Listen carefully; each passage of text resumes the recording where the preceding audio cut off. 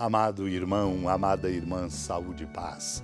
Aqui estamos para proclamar a palavra de Deus e nos iluminar e fecundar a alegria bonita que hoje toda a nossa igreja no Brasil experimenta, vive e celebra. Somos agraciados com relevante oportunidade espiritual ao celebrarmos hoje em toda a igreja no Brasil a solenidade do Santíssimo Corpo e Sangue de Cristo. Somos a igreja que nasce e vive da Eucaristia. Desdobrada em nossa conduta, tem força revolucionária para transformar o mundo em amor e em fraternidade. É por isso que nós estamos espalhados numa capilaridade bonita em rede, nas comunidades que se congregam para proclamar a palavra e celebrar a Eucaristia. Preparando-nos com partilho das homilias sobre o Gênesis de Orígenes para nos iluminar na compreensão nesta festa. Ele diz, dias hão de vir, quando o Senhor diz, hei de mandar à terra uma fome, que não será uma fome do pão nem sede de água, e sim de ouvir a palavra de Deus. Diz-nos isso Amós, no capítulo 8, versículo 11. Vês qual é a fome que se apodera dos pecadores? Qual é a ânsia que se abate sobre a terra? Os que têm o coração no que é terreno, incapazes de perceber as coisas do Espírito de Deus, não ouvem os preceitos da lei. Desconhecem as advertências dos profetas, ignoram as exortações dos apóstolos, não experimentam os efeitos medicinais do Evangelho. Pelo contrário, para os justos, que dia e noite meditam a lei do Senhor, a sabedoria abateu suas raízes, fez crescer, misturou o vinho e preparou a mesa. Restaurando-se com seus manjares, expulsam a fome que na terra se agrava. Quanto a ti, cuida de não seres um dos egípcios atormentados pela fome. Não te entregues às preocupações mundanas que te afastam da mesa da sabedoria sempre lautamente servida nas igrejas de Deus. Se fechares teus ouvidos ao que ali é anunciado ou explicado, sem dúvida alguma, sentirás fome da palavra de Deus. No entanto, se descendente de Abraão, conservares a nobreza da raça de Israel, a lei e os profetas serão o teu sustento e os apóstolos te servirão suculentas refeições. São os evangelhos que te convidam a ocupar teu lugar no seio de Abraão, de Isaque e de Jacó, no reino do Pai, a fim de ali comeres da árvore da vida e beberes do fruto da verdadeira vide, o vinho novo, com Cristo, no reino de seu Pai. Meu irmão, minha irmã, tais alimentos não podem faltar aos filhos e filhas do esposo, que estando presente os livra da fome.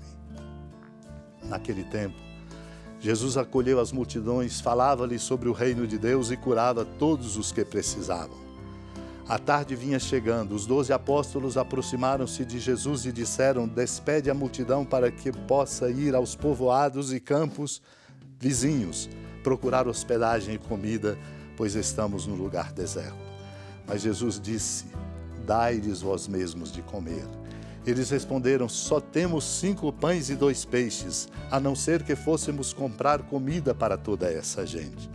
Estavam ali mais ou menos 5.000 homens, mas Jesus disse aos discípulos, mandai o povo sentar-se em grupos de 50.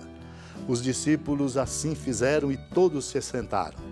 Então Jesus tomou os 5 pães e os 2 peixes, elevou os olhos para o céu, abençoou-os, partiu-os e os deu aos discípulos para distribuí-los à multidão. Todos comeram e ficaram satisfeitos, e ainda foram recolhidos 12 cestos dos pedaços que sobraram. Amado irmão, amada irmã, a Eucaristia é uma lógica de amor, do amor de Deus por nós, revelado em Cristo que morre na cruz e nos deixa a ceia pascal, para que nela, nos alimentando, nos banhando, nos interpelando, nós possamos viver uma lógica diferente, na contramão da lógica do mundo, marcada pela idolatria do dinheiro, pelo egoísmo, pela força do mercado que domina, pela indiferença que nasce desta dominação, incapacitando-nos para viver a alegria da solidariedade fraterna. Por isso o Senhor falava do reino, curando os doentes que precisavam. O reino de Deus é esta nova lógica que nós somos chamados a aprender e por isso estamos no coração do mundo para anunciá-la. Se o mundo não ouvir o anúncio do reino de Deus, pela proclamação da palavra, pela vivência da Eucaristia, o mundo não se abrirá ao amor. E nós que nele estamos, pagaremos um alto preço carregando o peso sobre nós que não aguentamos carregar. Foi então quando os discípulos se aproximaram de Jesus e disseram, mostrando qual é a lógica que preside a cabeça de cada um de nós. Despede a multidão, aconselharam, para que possa ir aos povoados e campos vizinhos procurar hospedagem e comida, pois estamos no lugar deserto. É um problema, mas o problema é deles, que resolvam. E Jesus devolve-lhes o desafio do problema, dai-lhes vós mesmos de comer. E a lógica aparece, só temos 5 pães e 2 peixes, a não ser que fôssemos comprar comida, disseram eles para toda essa gente. Foi quando o Senhor mandou que se organizasse. Eram mais ou menos 5.000 homens. Mandou que o povo se sentasse em grupos de 50. E assim fizeram. Foi quando então o Senhor mostrou qual é a nossa lógica. Tomou os 5 pães e os 2 peixes, elevou os olhos para o céu, abençoou-os e partiu-os e deu aos discípulos. E eles distribuíram à multidão. Todos comeram, ficaram satisfeitos. E ainda foram recolhidos 12 cestos dos pedaços que sobraram. Haverá falta quando a lógica não for a lógica do amor. Ilumino a beleza desta festa, finalizando com palavras das obras de Santo Tomás de Aquino. Ele lembra o Filho unigênito de Deus, querendo fazer-nos participantes da sua divindade, assumiu nossa natureza para que, feito homem dos homens, fizesse deuses. Assim, tudo quanto assumiu da nossa natureza humana empregou para a nossa salvação. Seu corpo, por exemplo, ele o ofereceu a Deus Pai como sacrifício no altar da cruz para a nossa reconciliação. Seu sangue ele o derramou, ao mesmo tempo como preço de nosso resgate e purificação de todos os nossos pecados. Essa é a nossa lógica. Nós a celebramos para aprendê-la e transformá-la em existência, em modo de ser, em conduta. Aí encontraremos o caminho novo. Supliquemos esta graça pela intercessão da amada Mãe Maria e a nossa igreja em todo lugar seja uma igreja eucarística, uma igreja da palavra, para que, crendo e vivendo a experiência autêntica de fé, possamos ajudar o mundo a abrir-se a este amor que muda, transforma e salva. Supliquemos.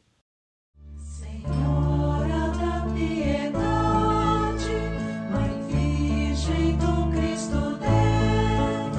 Lembrai-vos, ó piedosíssima Virgem Maria, que nunca se ouviu dizer que alguém daqueles que, tendo recorrido à vossa proteção, implorado a vossa assistência e reclamado o vosso socorro, tenha sido por vós desamparado. Animado com igual confiança, a vós recorro, ó Virgem das Virgens, e gemendo sob o peso dos meus pecados, me prostro a vossos pés. Não desprezeis as minhas súplicas, ó Mãe do Verbo encarnado, mas dignai-vos de as ouvir propícia e de me alcançar o que vos peço. Amém. Feliz padroeira de um povo a lutar, a gente mineira te quer exaltar, não só lá na serra, tu és esplendor de toda esta terra, também és fulgor.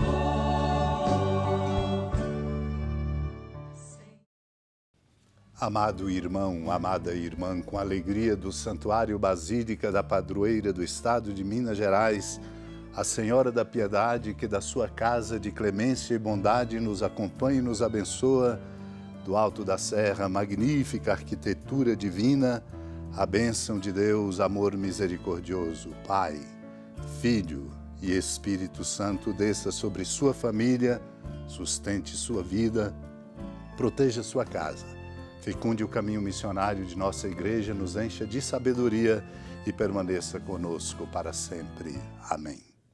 Feliz padroeira